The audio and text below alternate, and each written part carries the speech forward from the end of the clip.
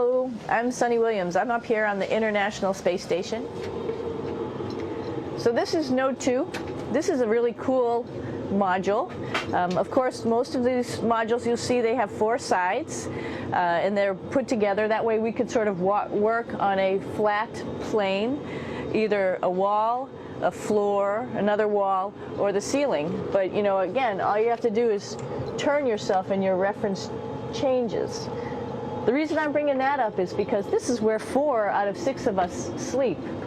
And so people always ask about sleeping in space. Do you lie down? Are you in a bed? Not really, because it doesn't matter. You don't really have the sensation of lying down. You just sit in your sleeping bag. So here's one sleep station right here. I'm going in right now. You can follow me if you want.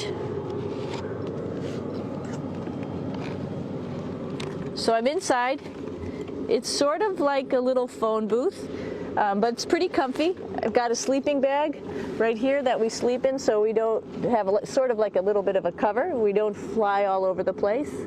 But you know, you can sleep in any orientation. I have it feeling like I'm standing up right now, but like you saw, I'm on the floor. But it doesn't matter if I turn over and I sleep upside down. I don't have any sensation in my head that tells me that I'm upside down, so it really doesn't matter. The sleep station is also like a little office.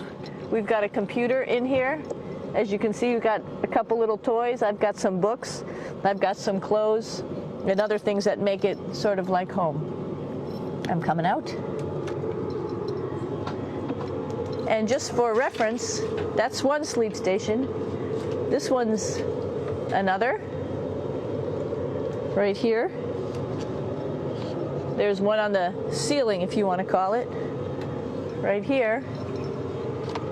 And then there's a 4th on the other wall over here. So all of us sleep in a little bit of a circle. All right, come on back. There's more to show you.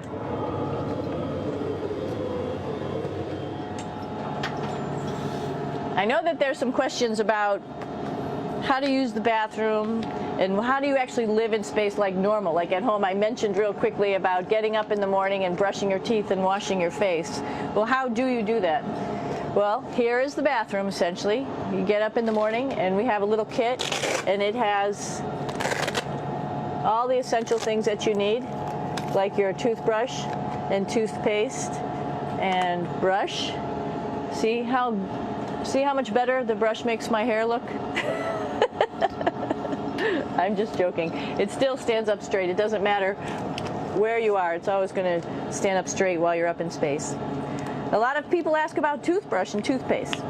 So, luckily enough, toothpaste, you can do it upside right this way, is sticky, and so it sticks to your toothbrush. No problem. Another cool thing is that water sticks to your toothbrush too. If you can see it, I'll have some water come out. The water is pretty neat up in space. It'll stick to your toothbrush and it will make a big bubble, and that's just by surface tension. And then you can drink it. So a lot of people ask about what do you do with the toothpaste after you brush your teeth.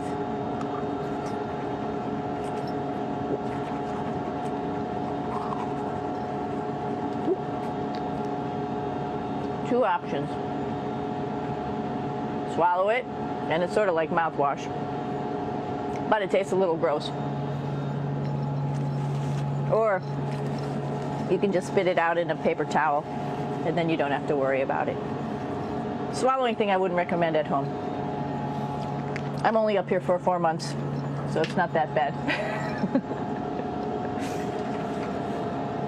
One of the most pressing questions about living in space, of course, is the bathroom. So let's take a look at that little piece of work. Come on in.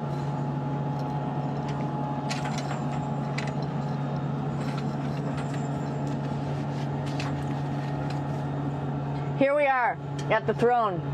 This is awesome. You might see the little You might have noticed a little moon on the outside. This is our orbital outhouse right here.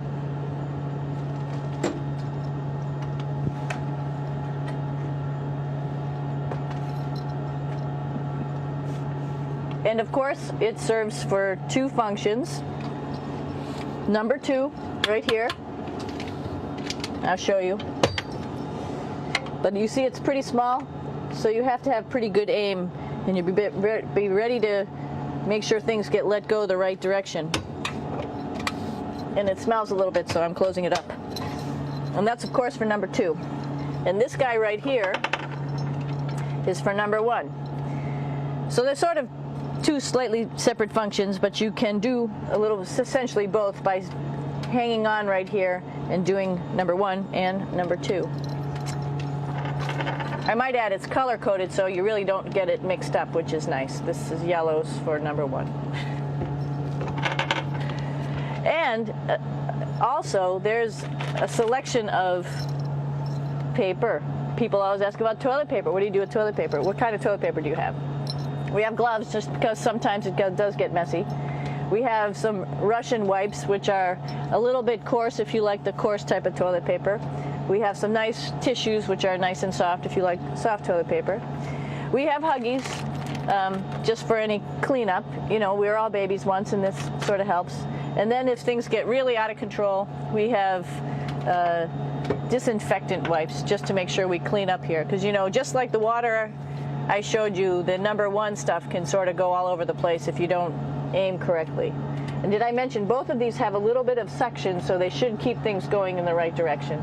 But like I said, sometimes things get a little out of control if you are out of control yourself flying around. So we have lots of protective stuff. And of course, you do have your privacy. There's a little door.